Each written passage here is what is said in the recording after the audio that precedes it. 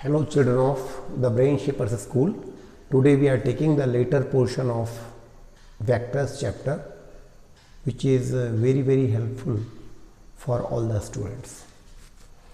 तो देखिए हम लोग ट्रायंगल लॉ बता रहे थे और अब हम लेते हैं दूसरा लॉ, बल्कि ट्रायंगल लॉ का एक एप्लीकेशन में बता देते हैं। ट्रायंगल लॉ से निकलता है कम्यूटेटिव लॉ। जैसे मान लीजिए एक वेक्टर है, वो ये दूसरा वेक्टर है, इसका नाम रख देते हैं, मान लीजिए A vector. Vector can be named by single letter और डबल लेटर। और ये बी वेक्टर है। तो अगर कोई कहता है कि ए वेक्टर में बी वेक्टर ऐड करिए, तो we can use triangle law कि हमने पहले बना लिया ए वेक्टर ए के इक्वल और ए की ही डायरेक्शन में, फिर हमने बना दिया बी वेक्टर यहां से,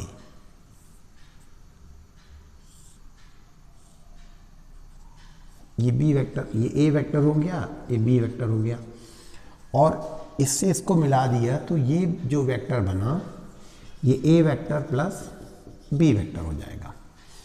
और अगर हम B vector plus A vector कर दे तो देखिए हमने पहले बी बना दिया, अगर ये बी है तो ये थोड़ा सा डायरेक्शन वही रखनी पड़ेगी।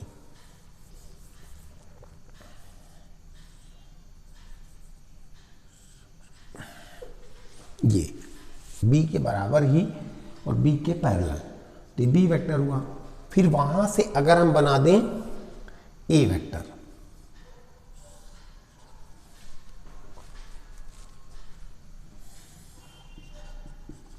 और इसको ज्वाइन कर दें और यहां एरो लगा दें, तो ये बन जाएगा B vector plus A vector. ठीक है, ये है बी वेक्टर और ये है ए वेक्टर, और दोनों को ज्वाइन कर दिया तो ये बन गया B vector plus A vector. अब जरा ध्यान से देखें, B vector plus A vector को देखिए और ए वेक्टर प्लस बी वेक्टर को देखिए। आप देखेंगे कि ये दोनों सेम वेक्टर हैं, तो इसका मतलब निकला कि A vector plus B vector is same as B vector plus A vector. This is called commutative law. This is called commutative law, क्रम विनिमय नियम, commutative law of addition of vectors. ये लॉ कहता है कि अगर हमें a प्लस बी करने को कहा गया और हमने b प्लस ए कर दिया तो कोई गलती नहीं है, दोनों सेम ही तो होते हैं। ठीक है, इस बात को ध्यान से आप देख लें। मैं भी थोड़ा वॉच कर लूं कि कैमरे में साफ।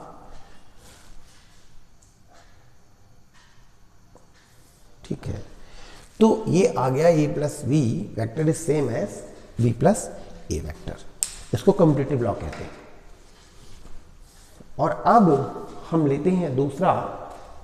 एक और बात आपको बता दें कि ट्रायंगल लॉ का एक और फॉर्म होता है।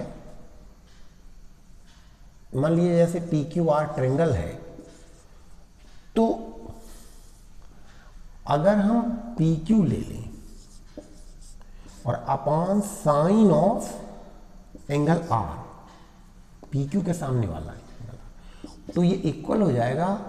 अगर हम आर क्यू ले लें अपॉन साइन ऑफ पी, और ये इक्वल हो जाएगा अगर हम आर पी ले लें अपॉन साइन ऑफ क्यू। इसका यूज भी करके हम ट्रायंगल लॉ के कुछ सवाल कर सकते हैं। ये वैसे ट्रायंगल की एक प्रॉपर्टी है जिसे साइन लॉ कहते हैं। It can be used in triangle law to add two vectors. If you are given these two vectors, you are asked summation, so you will get this summation. तो आप क्या करेंगे, ये और ये आपको दिया रहेगा, तो आप पुट करके वो वाला जो तीसरा होगा आप निकाल लेंगे। इसको न्यूमेरिकल प्रॉब्लम्स जब आप देखेंगे या हम लोग लेंगे तो आपको समझ में आ जाएगा। तो ट्रायंगल लॉ को यूज कर सकते हैं हम लोग दो वेक्टर को ऐड करने में। और अब हम लेते हैं दूसरा लॉ ऑफ पैरेललोग्राम।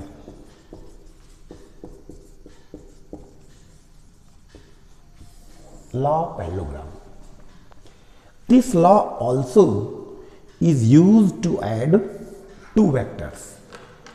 ये लॉ भी दो वेक्टर्स को ऐड करता है। ये लॉ कहता है कि if you make a parallelogram, parallelogram क्या होता है?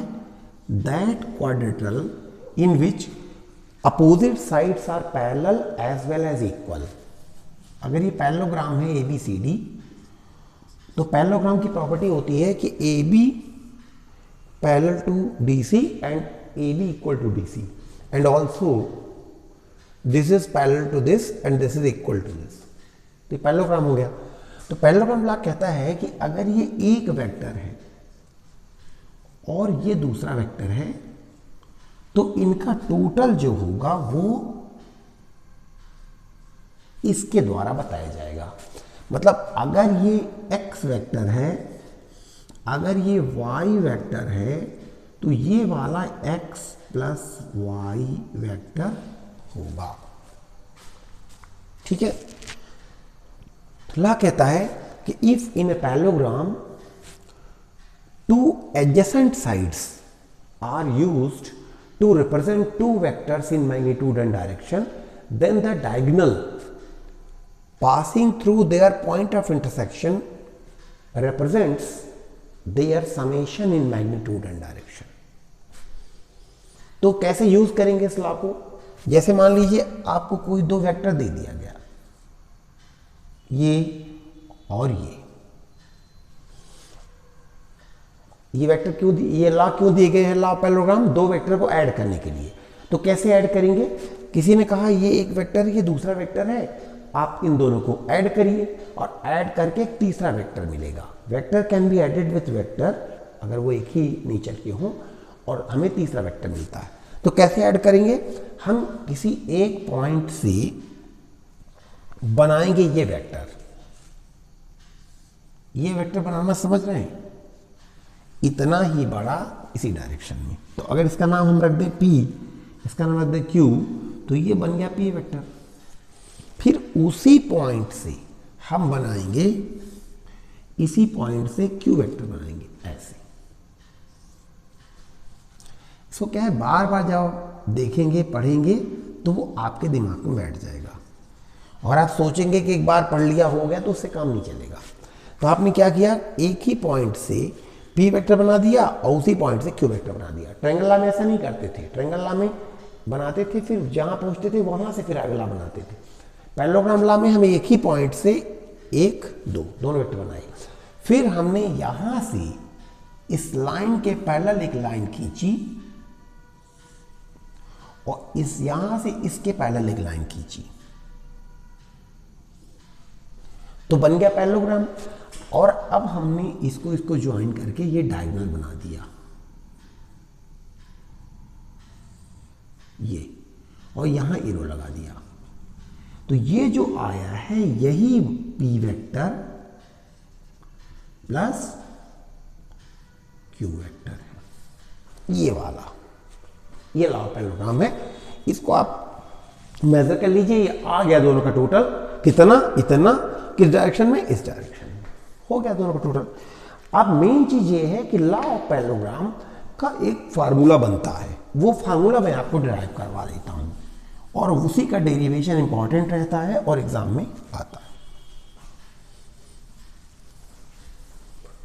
लॉ ऑफ पैरेललोग्राम का डेरिवेशन और analytical method of law of parallelogram. तो देखिए जो DC वेक्टर है, ये आप ध्यान दें, वही है X वेक्टर, और DA वेक्टर जो है वही है Y वेक्टर, और जो DB वेक्टर है वही है X vector plus Y vector according to law. आइए इसका नाम रख दें R वेक्टर, से मतलब आइए इसका नाम R वेक्टर रख देते हैं। ठीक है। फिर ये एंगल, ये वाला angle between the vectors to be added, ये वेक्टर इस वेक्टर के बीच का एंगल ये वाला मान लीजिए थीटा है। तो आप एक बात और जानते होंगे कि अगर आप इसको आगे बढ़ा दें तो ये एंगल भी वही होगा, क्योंकि these are parallel lines, this is transversal, so this angle is equal to this angle because they are corresponding angles. ठीक है, इस एंगल को अलग से हम अल्फा मान लेते हैं, बाद में बताएंगे ऐसा क्यों। तो हम यहां ले रहे हैं एनालिटिकल मेथड से हम इस x प्लस वाई यानी r की वैल्यू निकाल रहे हैं। देखिए DC वेक्टर x वेक्टर है, तो आइए DC को कह दें x, DA को कह दें y और DB को कह दें r। अब एक काम करें, इसको हमने आगे बढ़ाया है तो यहां से एक परपेंडिकुलर डाल दें n, BN perpendicular to DC extended. ठीक है, और अब देखिए इन ट्रायंगल BBN, BBN में लगाइए Pythagoras theorem, by Pythagoras theorem. BBN is a right angle triangle because perpendicular to the, so perpendicular this hypotenuse square DB square is equal to DN square plus NB square, और DB को हम लोग कह सकते हैं R, तो R square is equal to, और DN को कह सकते हैं DC प्लस CN और NB का स्क्वायर। ये हो जाएगा DC square plus CN square plus 2DC CN plus NB square. ठीक है, अब ध्यान से देखें, CN square plus NB square, triangle को देखिए, ट्रायंगल देखिए CBN, CN square plus NB square, CN square plus NB square is equal to CB square. तो ये हो जाएगा DC square plus CB square plus 2DC CN। अब ध्यान से देखें, DC जो है, DC कुछ, DC मतलब वही x, तो x स्क्वायर, और CB is nothing but DA and that is equal to y, तो y स्क्वायर प्लस 2DC यानी x, और CN जरा गौर करें, इस ट्रायंगल को देखिए, हमें CN निकालना है, तो CN अपॉन CB को जरा देखिए क्या होता है। CN हमको निकालना था इसलिए हमने CN लिया, CB हमको पता है इसलिए हमने CB लिया। इस ट्रायंगल में देखिए CN अपॉन CB, ये cos थीटा है, तो cos थीटा, तो यहां से ये आ गया कि CN is equal to CB cos theta. अब ध्यान दें CB कितना है, CB है y, तो ये हो जाएगा y cos थीटा। तो इस तरह से r का स्क्वायर आ गया, तो रूट ले लेंगे, तो r square is equal to this much, तो r कितना आ जाएगा, r इज इक्वल टू इसका अंडर रूट, तो कितना आएगा, under root of x square plus y square, r is equal to under root x square plus y square plus 2xy cos theta. तो analytical method का ये use है, ध्यान से देखें कि अगर आपको वेक्टर्स x और y पता है तो आप पैरेललोग्राम बना के आपको समीकरण निकालना चाहिए था, लेकिन अगर आपको x और y पता हो तो आप इस फार्मूले में उनकी वैल्यू रख दीजिए, और x और y पता होंगे तो बीच का एंगल भी नाप सकते हैं, उसको यहाँ रख दीजिए, सॉल्व करके आप आर निकाल लीजिए, आपको ज्योमेट्रिकल कंस्ट्रक्शन करने की जरूरत नहीं पड़ेगी। So this is analytical method of adding two vectors by using law of parallelogram. ठीक है, अब यहां पर मान लीजिए कि यही दो वेक्टर हैं और उनके बीच का एंगल अगर हम बदल दें, बढ़ा दें, एंगल बढ़ा दें तो क्या होगा? अगर एंगल बढ़ा देंगे, क्वेश्चन अक्सर आता है, तो थीटा बढ़ जाएगा तो कॉस थीटा कम हो जाएगा तो आर कम हो जाएगा। अगर दो वेक्टर हों और उनके बीच का एंगल हम ज़्यादा कर दें तो का रिजल्टेंट कम होता जाता है, और जब ऐसा हो जाता है 180 तो सबसे कम हो जाता है, क्योंकि cos 180 होता है -1, और जब दो वेक्टर के बीच का एंगल सबसे कम होता है 0 डिग्री, तो वो उनका रिजल्टेंट जब ये 0 हो जाएगा तो ये सबसे ज़्यादा हो जाएगा। तो याद रखिए जो मैक्सिमम रिजल्टेंट, याद रखिए वेक्टर्स को ऐड करने से जो वेक्टर पैदा होता है उसे रिजल्टेंट कहते हैं, इसलिए आर नाम दिया है। तो maximum resultant, resultant mean summation, result of summation, तो मैक्सिमम रिजल्टेंट के लिए जो थीटा होना चाहिए वो 0 होना चाहिए, और जब थीटा 0 होगा तो ये cos 0 1 हो जाएगा, तब r आ जाएगा √x² + y² + 2xy। आप जानते हैं ये हो जाता है x + y का होल स्क्वायर, और होल स्क्वायर का रूट कट गया तो ये आ गया xy। तो याद रखें मैक्सिमम रिजल्टेंट जो होता है, जिसे हम आर मैक्स कहते हैं, वो x + y होता है। तो दो वेक्टर, अगर पहला वेक्टर मान लीजिए 10 है, दूसरा 5 है, तो उनका मैक्सिमम रिजल्टेंट होगा 15 और मिनिमम रिजल्टेंट होगा 10 - 5 यानी 5। और मिनिमम रिजल्टेंट यहां से हम लोग निकाल सकते हैं कैसे? जैसे मैक्सिमम निकाला तो मिनिमम कैसे आएगा? तो थीटा अगर 180 हो जाएगा तो मैक्सिमम रिजल्टेंट कब होगा? जब दो वेक्टर x और y एक ही डायरेक्शन में जाएंगे और थीटा 0 होगा। और मिनिमम कब होगा? जब थीटा 180 होगा। आप जान लीजिए कि cos 180 -1 होता है, जो कि cos की सबसे कम वैल्यू होती है। cos फॉर मिनिमम रिजल्टेंट, उसको अपन RMIN कहते हैं, उसके लिए थीटा होना चाहिए 180। तो आप 180 रख देंगे तो cos 180 -1 हो जाएगा, तो x² + y² - 2xy हो जाएगा, जो कि x - y का होल स्क्वायर हो जाएगा, यानी R मिनिमम आ जाएगा x - y। ठीक है, तो यहां पे एक न्यूमेरिकल प्रॉब्लम ले सकते हैं कि you are given two vectors whose magnitudes are 15 and 4। ठीक है, दो वेक्टर हैं, उनके मैग्नीट्यूड हैं 15 और 4,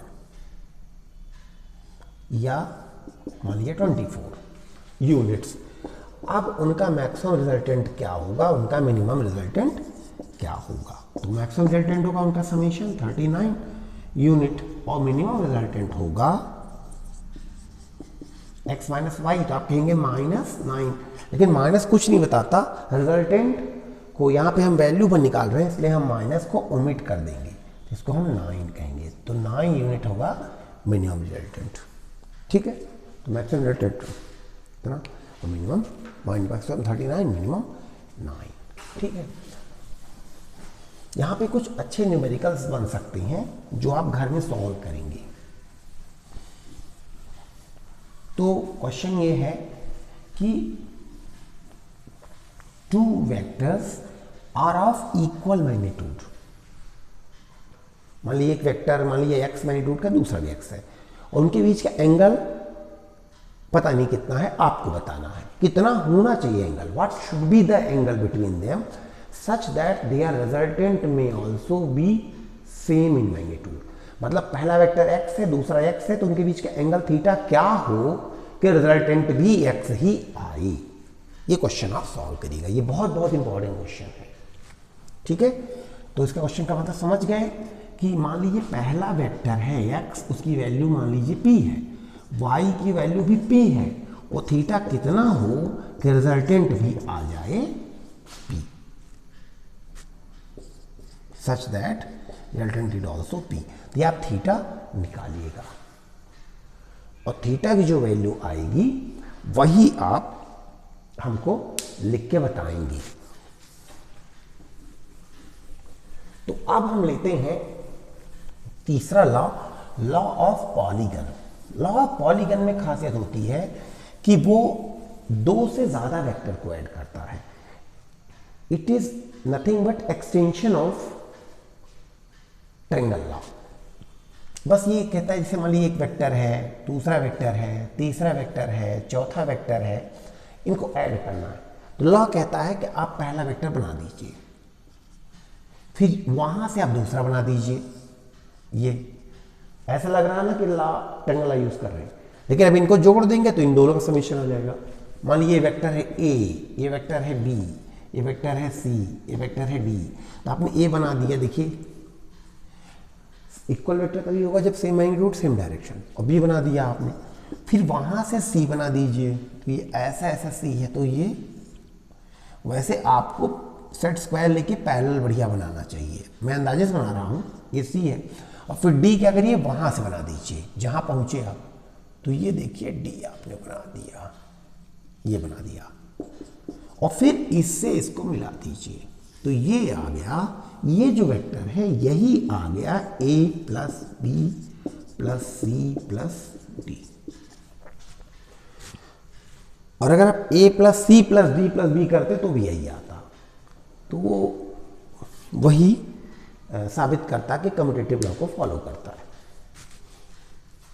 ठीक है, तो ये लॉ ऑफ पैरेललोग्राम हो गया। It is extension of triangle law.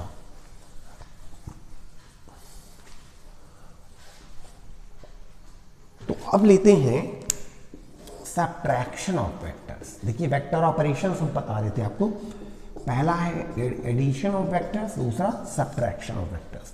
तो जैसे a माइनस बी मुझे करना है, तो सब्ट्रैक्शन के लिए कोई अलग से रूल नहीं बताए जाएंगे। a प्लस बी के लिए रूल बताया गया, उसी रूल को यूज करिए और आप a में ऐड कर दीजिए माइनस ऑफ b। कर आप ऐड ही रहे हैं। जैसे मान लीजिए किसी ने कहा ये a वेक्टर, यही वाला a, वो b है, तो a प्लस बी कैसे करते, a b और ये बना देते a plus B. a minus B करना हो तो आप क्या करेंगे, जैसे मान लीजिए a, तो आप a बना दीजिए और फिर वहां से आप माइनस बी बना दीजिए। थोड़ा इसको नीचे बना देता हूं, ये आपने a बना दिया। अब माइनस बी का मतलब क्या है कि अगर ये b है तो ये माइनस बी हो गया, उसका निगेटिव वेक्टर। तो माइनस बी बना दिया जाए, ये माइनस बी हो गया। तो अगर a है ये माइनस बी है तो ट्रायंगल लॉ के अनुसार ये उनका समेशन होगा, किसका, a में माइनस b का। मतलब a vector minus b vector आ गया। पैरेलल लॉ से भी कर सकते हैं। ठीक है, तो ये हो गया सब्ट्रैक्शन ऑफ वेक्टर। अब आपको बता दें मल्टीप्लिकेशन ऑफ वेक्टर, तीसरा पॉइंट। मल्टीप्लिकेशन कैसे करते हैं, तो मल्टीप्लिकेशन में दो तरह का होता है। कभी कभी हम क्या करते हैं कि एक वेक्टर में स्केलर मल्टीप्लाई कर देते हैं और कभी कभी वेक्टर में वेक्टर मल्टीप्लाई करते हैं। तो पहला लेते हैं मल्टीप्लिकेशन का, स्केलर विथ वेक्टर। तो लॉ कहता है कि अगर आप स्केलर इनटू वेक्टर करेंगे तो वेक्टर आ जाता है। पहली बात आप ये जान लीजिए। जैसे मान लीजिए एक वेक्टर है, अब आपने इसमें मल्टीप्लाई कर दिया 1.5 से, तो क्या आएगा, यही वेक्टर की डायरेक्शन यही रहेगी, बस जो उसकी लेंथ थी 1.5 टाइम्स हो जाएगी। मतलब 1 और 0.5 मैंने आधी, और इसी की आधी, और अगर ये 1 है तो 1.5 है, और ये यही लगा दिया। लीजिए, मतलब एक number n into a vector is equal to पूरा n ए वेक्टर। एक और एग्जांपल समझ लीजिए। जैसे मान लीजिए ये वेक्टर है, इसमें आप -3 का मल्टीप्लाई करिए तो ये वेक्टर 3 गुना हो जाएगा, लेकिन माइनस के कारण अब उसका एरो पलट जाएगा। ये 3 गुना थोड़ा और बड़ा करना पड़ेगा, क्योंकि जितना बड़ा ये है ना, ये देखिए 3 गुना, तो अगर ये नंबर निगेटिव है तो वेक्टर उलट जाएगा। ठीक है, ये तो हुआ वेक्टर में स्केलर का मल्टीप्लाई। जैसे मान ली कोई वेक्टर था ये, उसका 5 गुना करना है तो ये बस, तो ये हो गया वेक्टर विथ स्केलर। अब लेते हैं वेक्टर विथ वेक्टर। तो वेक्टर को वेक्टर से मल्टीप्लाई करना काफी मजेदार है, उसकी एक मेथड है जो मैं आपको बता रहा हूं। तो वेक्टर में वेक्टर को मल्टीप्लाई करने का 2 तरीका है। पहला होता है डॉट प्रोडक्ट यानी रिजल्ट ऑफ मल्टीप्लिकेशन, उसको डॉट लगा देते हैं। और दूसरा होता है क्रॉस प्रोडक्ट, डॉट प्रोडक्ट, और दूसरा है क्रॉस प्रोडक्ट, उसमें क्रॉस लगा देते हैं। देखिए स्केलर होता है तो उसमें हम चाहे डॉट लगाएं चाहे क्रॉस, सबका एक ही मतलब है। लेकिन वेक्टर में अगर डॉट लगाए तो वो अलग प्रकार का मल्टीप्लाई, और क्रॉस लगाए तो अलग प्रकार का मल्टीप्लाई। तो मतलब 2 वेक्टर हैं तो उनको जब कोई कहेगा मल्टीप्लाई कर दीजिए, तो आप पूछिएगा कि कौन वाला मल्टीप्लाई करना है, डॉट वाला करना है कि क्रॉस वाला करना है। क्यों?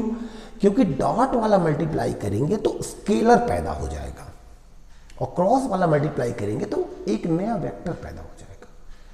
तो जान लीजिए, मतलब ए वेक्टर डॉट बी वेक्टर करेंगे ना, तो ये पी नाम का एक नंबर खड़ा हो जाएगा, स्केलर, याद रखिए। पी उसका नाम दे रहा हूं मैं, कुछ भी नाम दे सकते हैं।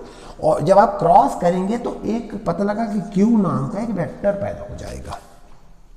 ठीक है, तो अब लेते हैं एक एक करके। पहला लेते हैं डॉट प्रोडक्ट। डॉट प्रोडक्ट यानी such multiplication of 2 vectors in which the result is going to be a scalar।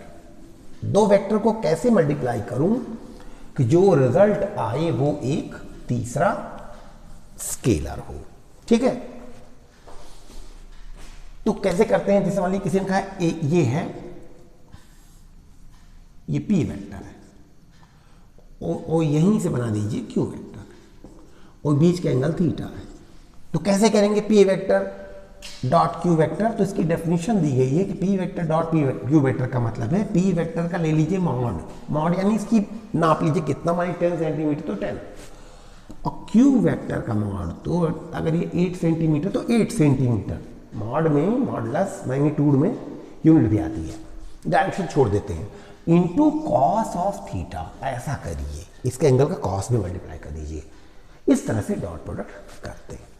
और लेते हैं दूसरा क्रॉस प्रोडक्ट। क्रॉस प्रोडक्ट में क्या करते हैं, अगर हमको इन्हीं दोनों का क्रॉस प्रोडक्ट करना होता तो हम क्या करते, हम लेते मॉड पी मॉड क्यू, मतलब वही 10 और 8 इंटू साइन थीटा। ये थीटा का इस बार साइन निकालते। तो ये तो नंबर है, ये भी नंबर है, ये भी नंबर है, तो इसमें तो नंबर ही पैदा होगा। लेकिन मैंने कहा था ना कि क्रॉस करने से वेक्टर पैदा होता है, इसलिए कि इसमें साथ में एन कैप नाम का एक वेक्टर मल्टीप्लाई कर देते हैं, जो इस स्केलर में ये वेक्टर मल्टीप्लाई होकर रिजल्ट को वेक्टर कर देता है। इसीलिए पी क्रॉस क्यू यानी 2 वेक्टर के क्रॉस से जो वेक्टर पैदा होता है वो एक वेक्टर होता है। अब आप कहेंगे कि एन कैप क्या होता है? एन कैप का रूल क्या है कि एन कैप से दिख रहा है कि वो यूनिट वेक्टर है, उसका लेंथ 1 है, यानी ये वैल्यू पैदा नहीं करेगा। मान लीजिए इनकी वैल्यू हुई, ये 10 हुआ, ये 8 हुआ, 80, मान लीजिए साइन थीटा 0.5 हो गया तो 40 हो गया, और इंटू एन कैप की वैल्यू 1, और डायरेक्शन भर होती है उसमें, यानी it is used only to make it, to give it, impart it a direction. तो एन कैप क्या होता है कि एन कैप इस तरफ होता है, ऐसे इधर पर। तो रूल कहता है कि इफ यू, इसको हम निकालते हैं एन कैप। एन कैप यहां क्या कहलाता है, पहले तो नाम जान जाइए, यूनिट कैप है, और एन से होता है normal, unit normal vector, whose direction is known by right hand screw rule. Right hand screw rule क्या है कि if you take a right handed screw and rotate it from p vector to q vector, then direction of the advancement of the screw gives the direction of n cap and show the direction of p cross q। अगर आप एक right handed screw लें और उसे आप rotate करें किधर, देखिए एक बढ़िया राइट हैंडेड स्क्रू मुझे मिल गया, ये दिख रहा है गोंद, पेन भी होता तो मिल जाता। इंडिया में राइट हैंडेड स्क्रू बनाए जाते हैं। राइट हैंडेड स्क्रू ये होते हैं, देखिए यहाँ पे एक पेंच है, ये देखिए ऐसे खींचे नहीं निकलेगा, ऐसे घुमाएं तो घुमा घुमा के ये देखिए बाहर आ गया, और ऐसे घुमाएंगे तो ये देखिए ऐसे जाके ये टाइट हो गया। तो मतलब स्क्रू को जब हम घुमाते हैं तो वो ऐसे नहीं घूमता जैसे कि पंखा घूमता है, स्क्रू को घुमाते हैं तो वो घूम घूम के शिफ्ट करता है ऐसे, भाई उल्टा घुमाते हैं ऐसे। अगर स्क्रू में ऐसे घुमाएंगे तो वो आपकी तरफ जाए, ये देखिए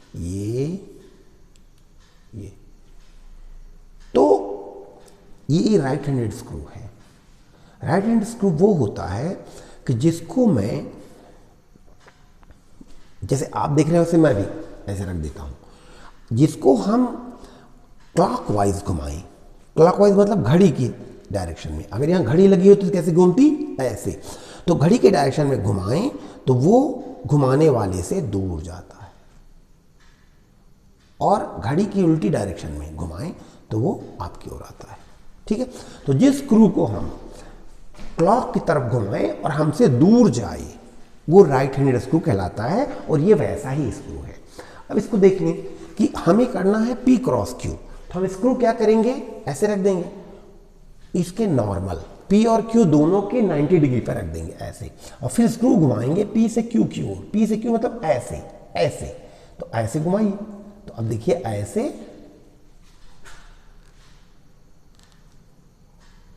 तो ये देखिए अभी नहीं घूम रहा था क्योंकि टाइट हो गया था, थोड़ा लूज कर लिया ताकि मैं घुमा सकूं, ऐसे घुमाऊं। ऐसे घुमाने का मतलब है कि ऐसे घुमाते रहिए जहां तक घूम जाए, तो ये देखिए ये गया और टाइट हो गया, मतलब ये जो ऐसे घूम रहा था तो घूम के किधर जा रहा था, उधर जा रहा था, तब ना ऐसे आके टाइट हो गया।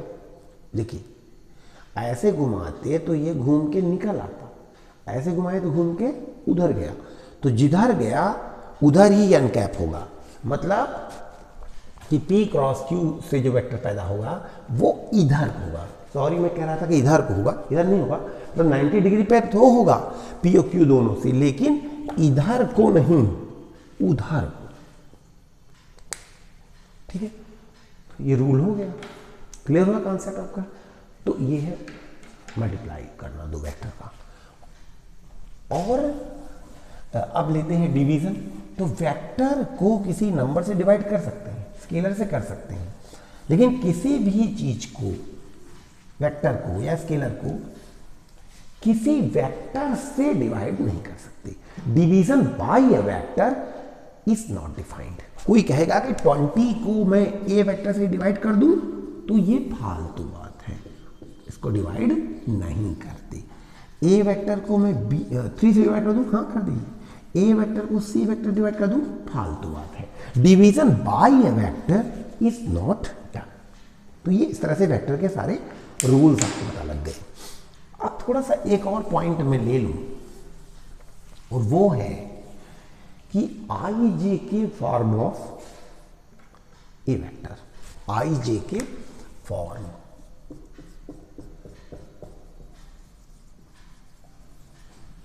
किसी वेक्टर का आई जे के फॉर्म। इस बीच में आपको प्रॉम्प्ट दे दूं, तो पहला प्रॉम्प्ट ये है कि हमने दो वेक्टर, एक सवाल लिया था उसमें दो वेक्टर हमने लिए थे, उनको ऐड करने पर मैक्सिमम रिजल्टेंट और मिनिमम रिजल्टेंट दोनों निकाला था। तो मिनिमम रिजल्टेंट कितना आया था, नंबर बताएंगे आप। ऑप्शन 1 5 आया था, ऑप्शन 2 10 आया था, ऑप्शन 3 7 आया था, ऑप्शन 4 9 आया था। ठीक है, तो ये आप जो है सॉल्व कर लेंगे। और एक और क्वेश्चन आपको दिया है मैंने कि जब दो वेक्टर इक्वल मैग्नीट्यूड के हों, एंगल कितना होना चाहिए, इसका सॉल्व करेंगे तो कि उनका रिजल्टेंट भी उतने ही मैग्नीट्यूड का हो। तो इसका आंसर आता है option A 100 degree, option B 180 degree, option C 90 degree, option D 120 degree. तो इसका आंसर भेजेंगे। दो प्रांत यहाँ पे आपको दिए गए। तो आई जे के फॉर्म जानते हैं, जैसे मान लीजिए ये एक्स एक्सिस है, ये वाई है और ये जेड है, तीन एक्सिस होती हैं। तो एक्स एक्सिस की ओर जब आप यूनिट वेक्टर लेते हैं उसको बोलते हैं आई, वाई के यूनिट वेक्टर लेते हैं उसको बोलते हैं जे, और इधर लेते हैं कि एक्स जेड की उसे बोलते हैं की। अब जैसे ये आई है, अब जैसे हमने इतना बना दिया ना, ये क्या है, ये वही आई है, ये क्या है, ये वही जे है, और ये के है ये। अब जैसे किसी ने कहा 2i, तो 2i ऐसे बन गया ना, i का डबल। अब किसी ने कहा कि -3j, तो 3j यानी j का 3 गुना, लेकिन माइनस मतलब ये j का तिगुना लेकिन उल्टा। अब किसी ने कहा 2i - 3j, तो 2i ये -3j, 2i - 3j, तो ये आ गया उनका total 2i + -3j, that is 2i - 3j। ठीक है। अब किसी ने कहा 3i + 4j - 6k, मतलब क्या होगा, देखिए ये आई है। अब थोड़ा यहाँ आ जाइए, मान लीजिए ये आई, ये एक्स है, ये वाई है, तो जेड कहाँ है, ये नहीं है, ये फालतू, जेड ये है, एक्चुअली ये जेड है, उसको ऐसे दिखाया जाता है मजबूरी में, चूंकि बोर्ड पर ऐसी लाइन नहीं बन सकती। अगर आप हमारा वेक्टर का पहला लेक्चर ना पढ़े हो तो पढ़ लीजिए, उसका नाम वेक्टर 1 नहीं है, वेक्टर है। तो सुनिए ध्यान से, ये X axis, Y axis, Z axis. तो एक्स एक्सिस की डायरेक्शन में 1 वेक्टर आई जे और ये के। अब इस किसी ने कहा 3i, तो ये आई, तो ये 3i। फिर कहा 4j, तो 3i, मतलब यहां शुरू किया हमने यहां से, तो ये 3i, 4j, ये 4j, तो ये 3i + 4j, लेकिन नहीं, ये 3i 4j। और फिर किसी ने कहा -6k, -6k मतलब देखिए k उधर था, तो -6k यहां, तो ये मिला, ये -6k। समझ में आ रहा है आपको? यहीं पर जैसे मान लीजिए 2i - 3j, तो ये आ गया 2i - 3j। अब कोई कहता है कि 2i - 3j + 2k, तो 3i - 2j + 2k इधर, तो ये आ गया ये। ठीक है। तो i 10i 5j 2k, तो 10i + 5j - 2k, ये क्लियर हो गया। तो कहने का मतलब कि दुनिया में ऐसे वाले ऐसे वाले ऐसे वाले इन वेक्टर्स का नाम भी बोला जा सकता है। Now we can speak out vectors, हम बोल सकते हैं। हमको कोई कहता है कि वेक्टर बताओ, तो आप कहते हैं भाई मैग्नीट्यूड है और डायरेक्शन है, तो ये डायरेक्शन, ये डायरेक्शन। अब इसमें समझना पड़ेगी, वी कैन स्पीक, हाथ बांध के बढ़िया बोलेंगे 5i 2j 2k -2k 2j + i 2j + i 2j i, ये 2j + i। तो देखिए वेक्टर को आई जे के, दुनिया का कोई भी वेक्टर आई जे के फॉर्म में बोला जा सकता है। तो कैसे बोला जाएगा, something i + something j + something k plus या माइनस। तो हर वेक्टर दुनिया का कैसे लिखा जाएगा, ai, a मतलब 5 2 -1 -1/2 जो भी, + bj प्लस सी के, एक वेक्टर। उसका मैग्नीट्यूड कैसे निकलेगा? उसका मैग्नीट्यूड निकलेगा under root A square plus B square plus C square द्वारा। कैसे पता? मैं आपको बताता हूँ। जैसे मान लीजिए ये हो गया 2i, वो ये हो गया 3j,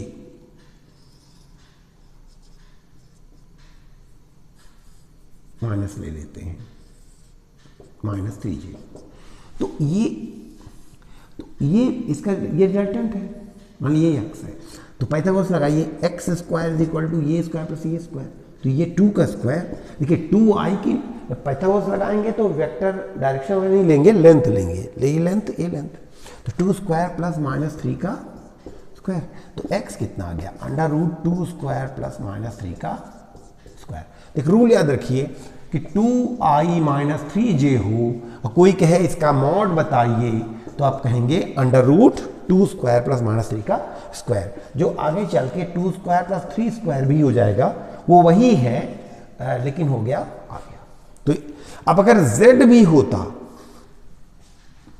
ऐसे, तो ये आता, तो फिर आप ये वाला ट्रायंगल पकड़ते और पाइथागोरस फिर लगाते कि इसका स्क्वायर इज इक्वल टू इसका स्क्वायर प्लस इसका स्क्वायर, तो इसका स्क्वायर में ये आ जाता प्लस उसका, और ये इतना और जुड़ जाता। तो जैसे 2 में ऐसे हो जाता है तो 3 होते, मतलब ये under root 2 square plus minus 3 square हो गया। तो अगर ये साथ में के होता, मतलब 1k, तो 1 का स्क्वायर आप कर लेते हो गया, उसी स्टाइल में आप ऐसे समझिए, ठीक है। तो ये याद रखें आप, इसका मॉड निकालने का ये तरीका होता है।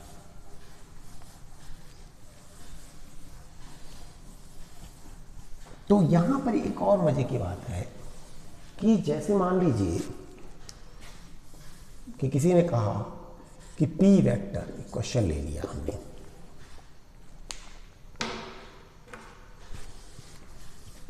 Seven I minus 6j, q vector आ गया 2i प्लस k।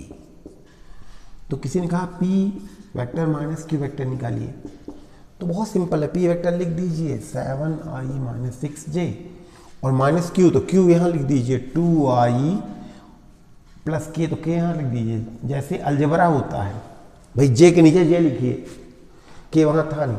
अच्छा, अपने को घटाना है माइनस, तो उसका साइन चेंज करिए, तो 2i माइनस 2i तो 0 हो गया, माइनस 6j माइनस k, लीजिए ये आ गया p माइनस k, ठीक है।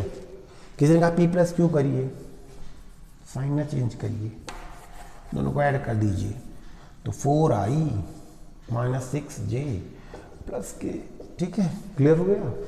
किसी ने कहा p प्लस 2q कर दीजिए, तो p तो लिख दिया, 2q मतलब इसका डबल, तो इसका डबल कर दीजिए 4 2, और प्लस करना है ना, तो प्लस कर दीजिए, तो ये 6 ये और 2k आ गया, ठीक है। अब अगर किसी ने कहा कि p ये है q ये है, मतलब हम अभी आपको ये बता रहे हैं कि i j के फॉर्म में अगर वेक्टर हैं तो उनका एडिशन सब्ट्रैक्शन वगैरह कैसे करेंगे। तो अब बता दें आपको कि उनका मल्टीप्लिकेशन कैसे करेंगे। तो मान लीजिए किसी ने कहा p डॉट q, तो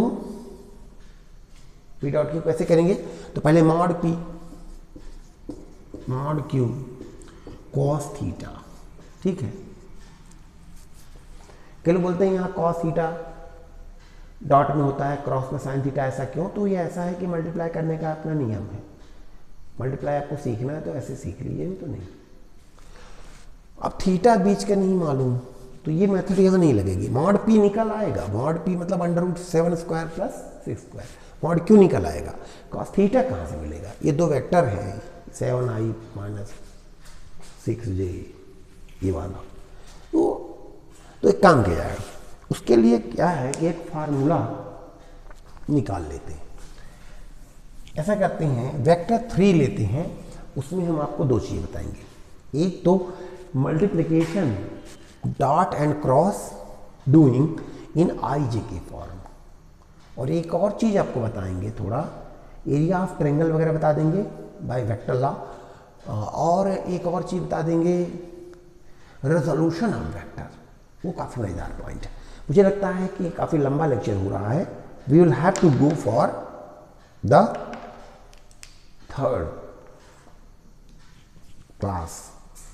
और 2 आपको प्राउंड क्वेश्चन दिए गए हैं, उनका आप मार्क करिए। Thank you very much for watching.